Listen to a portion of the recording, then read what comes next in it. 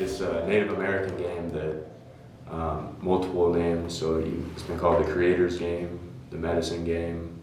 It used to be played on huge, like miles by miles fields. Used to be not only a game, but used to be used to settle territorial disputes between warring tribes. And then I watched a video, some Native American ancestry kind of superstars right now, the Thompson brothers.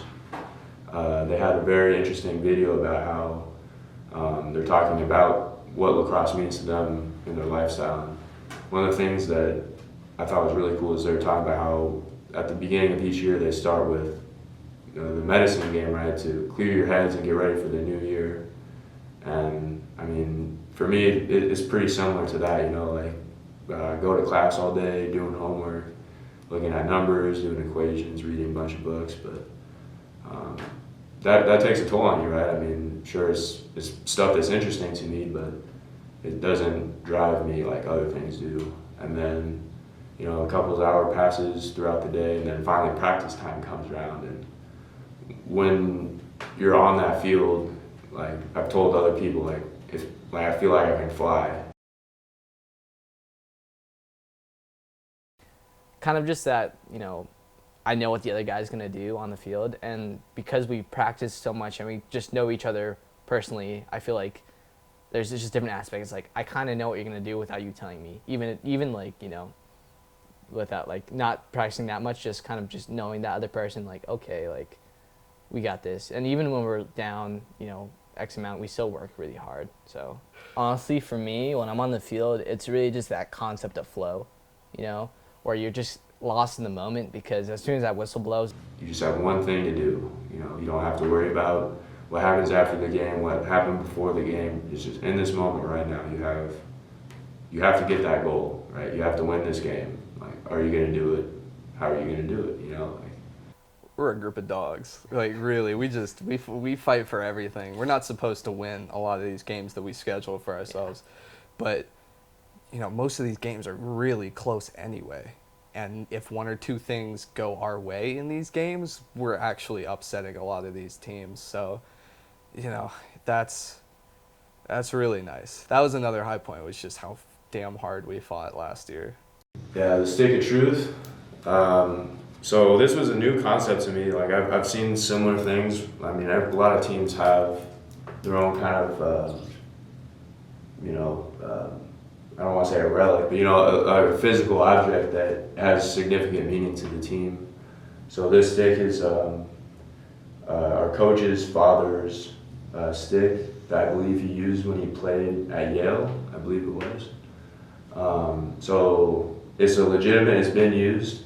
I believe this from like the 80s or something like that. So obviously it's had better days and stuff, but the meaning for this stick to our team that our coach wants us to have is just to always respect the game.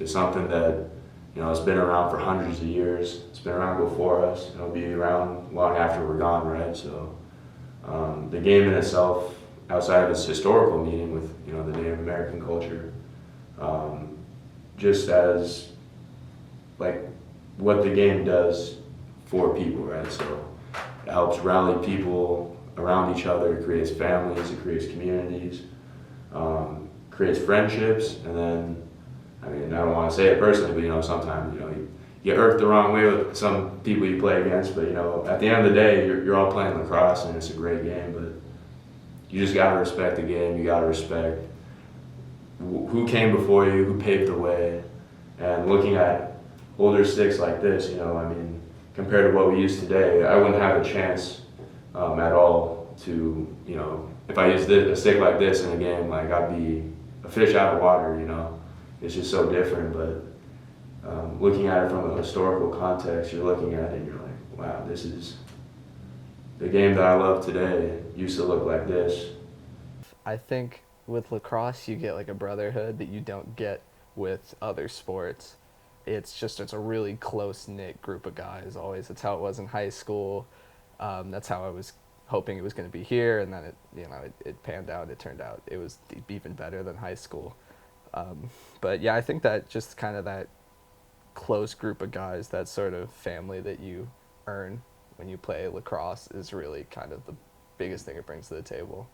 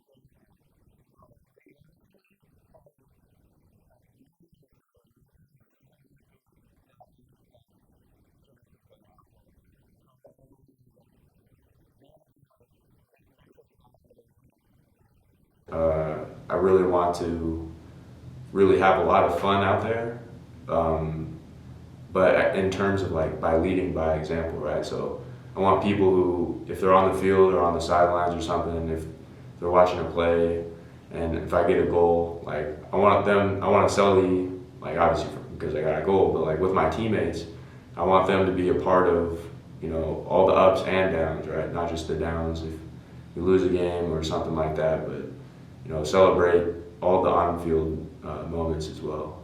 And I think that would help, like with the legacy of the team, where you see people like obviously they're good friends. Like that's with a lot of clubs, right? People are friends. They hang out with each other outside of their organization, but it's when they're at the organization that you see that family and culture, like in work and in action. That's really amazing. For example, last year, you probably recall when Scott, he tore his ACL during a game, and one of our team photographers, one of our teammates' dads was a photographer, and he captured this really interesting picture where it was me and then Dave on either side of Scott, and then he has his arms over each of us. We're walking him to the sideline, and he caught a snapshot of us walking towards the sideline, but from behind. So you just see our numbers, right? So mine 10, Scotty's 15, and Dave 1. And then that picture, a picture's worth 1,000 words. And that was the moment where I was like, this team has something special, like we're more than just a team, we're more than just a family. Like we work hard for each other, and I think it shows. This one last year is when I fractured my clavicle in the middle of the game. Yeah. And I actually had to be driven by my mom to UCI Medical, and I didn't, I was gonna keep you guys up to date, and it was really cool. It wasn't not cool getting my clavicle fractured, but it was really cool when I found out that we had, I don't know if it made it on our Instagram page or not, but there's a photo of us still in our game uniform, still have eye black and stuff, and we're there just sitting in the waiting room of the urgent care, and we're just like, we hope our buddy's okay, we're waiting for those updates, but like, we were there for him, and this is a night game too, so this is already like pushing midnight, I think it was on like a Wednesday or Thursday too, like during the week. Everybody on this team, we all get together, we all kind of, we understand each other. We might not always agree on things, but we're always going to understand each other, and there's not going to be any issues within the team. So, that's something that other sports you might run into, but with this group specifically, I think that's, it's a huge thing. Like, we don't run into that problem.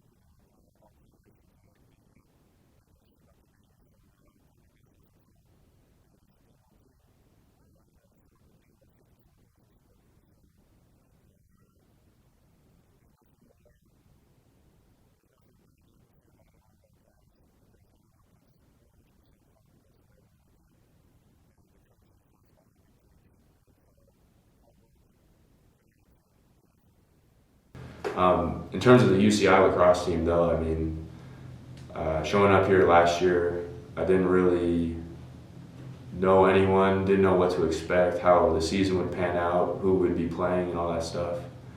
But you know, we're a team along for that ride, you know, and the environment that our coach sets up for us really sets us up for more of like a journey, you know what I'm saying? It's not just a season, it's a full-on journey, right? So UCI lacrosse has been phenomenally important to my success here at UC Irvine. Teammates have helped me with homework, helped me get A's in classes. We hang out on weekends and stuff away from practice, so we're not all work. You know, like I said earlier, we like to play.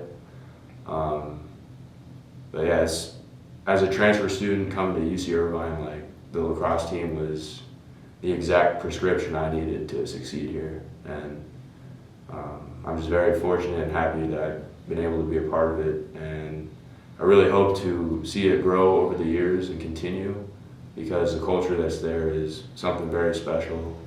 The coach makes sure of that, all the coaches, so not just our head coach, our assistant coaches as well. And it's something that I look forward to, like after I graduate, like I look forward to coming back here to do something, right? And that's to play in the alumni game for UCI lacrosse, you know. And, like I said, I'm eternally grateful for this opportunity to play for the team, and I hope I don't let them down.